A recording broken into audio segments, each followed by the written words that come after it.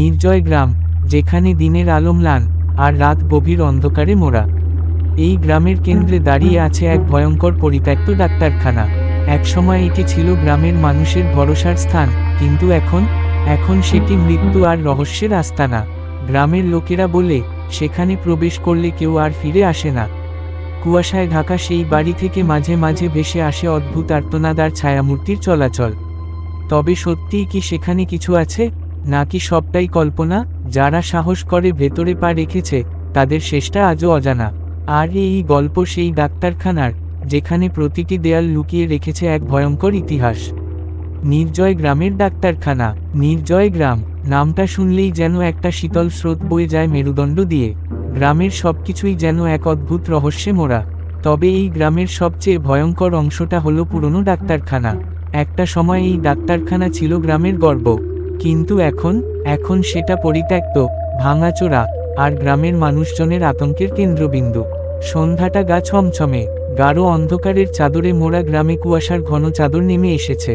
রতন, গ্রামেরই এক কিশোর, তার বন্ধুরা মিলে ডাক্তারখানার কাছে দাঁড়িয়ে। চল, একটু ভেতরে ঢুকি। এত ভয় পাচ্ছিস কেন? রতন চ্যালেঞ্জ ছুড়ে দিল। কিন্তু বাকিরা, না রে, আমরা বাঁচতে চাই। ওখানে গেলে ফেরার রাস্তা থাকে না। রতন হেসে উঠল, ধুর, ভূত প্রেত সব বাজে কথা। আমি দেখাবো, সাহস থাকলে আমার সঙ্গে আসো।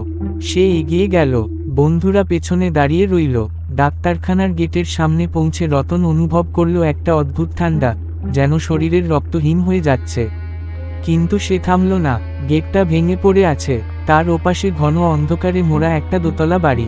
দেয়ালগুলো ধূসর, ছাদের একপাশ ভেঙে পড়েছে। ভেতরে ঢুকতেই একটা পোড়া গন্ধ নাকে এল, যেন কিছু একটা এখানে অনেকদিন ধরে পচে আছে। রতন টর্চ জ্বালিয়ে চারদিকে তাকালো। দেয়ালের গায়ে পুরনো পোস্টার, কিছু ঔষধের বোতল ছড়িয়ে ছিটিয়ে। হঠাৎ পেছনে থেকে একটা আওয়াজ, ঠক ঠক ঠক। সে ঘুরে তাকালো, কিছুই নেই।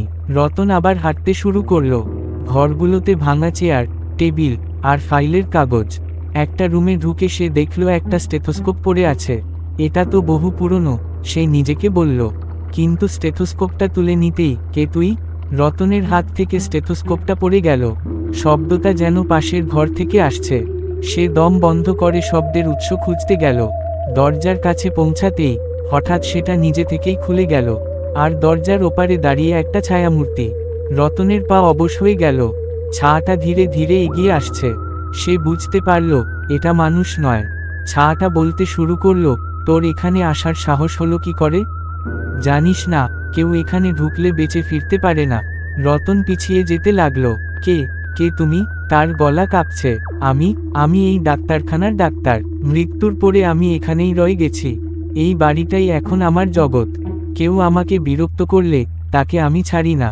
রতন চিৎকার করে পালানোর চেষ্টা করল, কিন্তু দরজাটা হঠাৎ বন্ধ হয়ে গেল। বাইরে দাঁড়ানো বন্ধুরা তার চিৎকার শুনেও কিছু করতে পারল না। তারা সবাই পেছনে ফিরে ছুটতে শুরু করল। এরপর রতনের আর কোনো খোঁজ পাওয়া যায়নি। তার বন্ধুরা গ্রামে ফিরে সবাইকে জানালো, কিন্তু কেউ আর সাহস করে ডাক্তারখানার কাছে গেল না।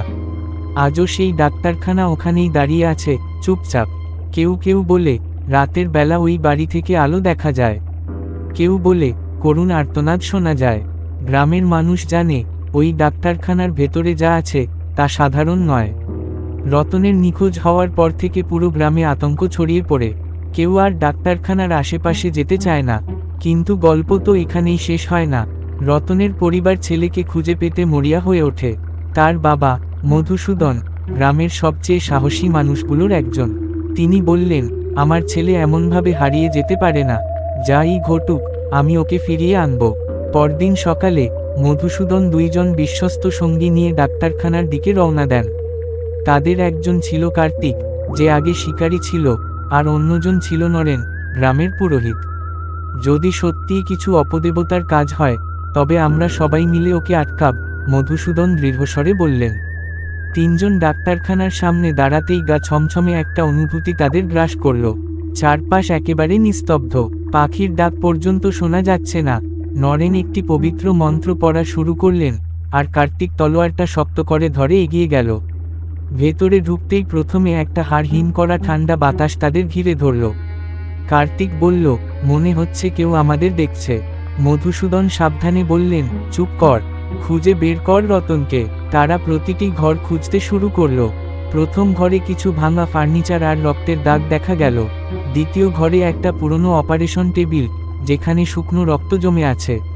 নরেন বললেন, এখানে শুধু মানুষের কাজ নয়, আরও কিছু আছে। তৃতীয় ঘরে ঢুকতেই দরজাটা নিজে থেকেই বন্ধ হয়ে গেল। ঘরটা কুয়াশায় ভরে গেল। হঠাৎ করেই রতনের গলার আওয়াজ শোনা গেল, বাবা, আমাকে বাঁচাও। মধুসূদন চিৎকার করে বললেন, রতন, তুই কোথায়? কিন্তু রতন কোথাও দেখা গেল না। তার বদলে ঘরের এক কোণ থেকে ছায়ামূর্তিটা আবার বেরিয়ে এল। তোমরা এখানে কেন এসেছো? ফিরে যাও, না হলে তোমাদেরও এখানেই আটকে রাখব। মধুসূদন বললেন, আমার ছেলেকে ছেড়ে দাও, আমরা চলে যাব, তোমাকে আর বিরক্ত করব না। ছায়াটা হেসে উঠল, এখানে যে একবার আসে সে আর ফিরে যায় না। এই ডাক্তারখানায় যে মৃত্যুবরণ করে সে আমার দাস হয়ে যায়। নরেন পবিত্র জল ছিটিয়ে বললেন, তোর ক্ষমতার এখানেই শেষ।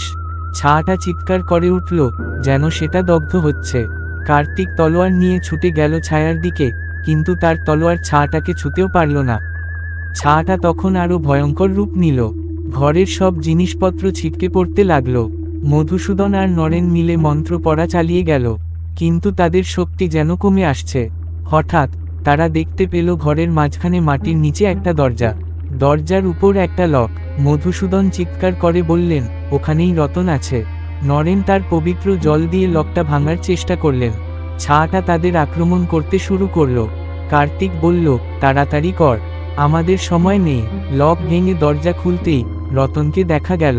সে একেবারে নিস্তেজ হয়ে মাটিতে পড়ে আছে। মধুসূদন তাকে তুলে নিতেই ছায়াটা চিৎকার করে বলল, তোমরা এখানে ফিরে এসো, না হলে তোমাদের জীবন শেষ। তারা তিনজন রতনকে নিয়ে দৌড়াতে শুরু করল। ছায়াটা পেছনে থেকে তাড়া করছে। দরজার সামনে পৌঁছে নরেন শেষ মন্ত্রটা পড়লেন। দরজা থেকে বেরিয়ে তারা দেখল পুরো ডাক্তারখানাটা আগুনে জ্বলতে শুরু করেছে। রতন ধীরে ধীরে চেতনা ফিরে পেল। সে বলল, বাবা, আমি বেঁচে আছি। মধুসূদন তার ছেলেকে বুকে জড়িয়ে ধরলেন। ডাক্তারখানাটা এরপর থেকে ধ্বংসস্তূপে পরিণত হয়, কিন্তু গ্রামে এখনো মানুষ বলে নির্জয় গ্রামের সেই ডাক্তারখানা আজও অশুভ শক্তিতে ভরা। রাতের অন্ধকারে যদি কেউ ওখানে যায় তবে সে আর ফিরতে পারে না। তুমি কি সাহসী? যদি সাহস থাকে তাহলে একবার নির্জয় গ্রামে গিয়ে দেখো, হয়তো কেউ তোমার অপেক্ষায় আছে। নির্জয় গ্রামের ডাক্তারখানা।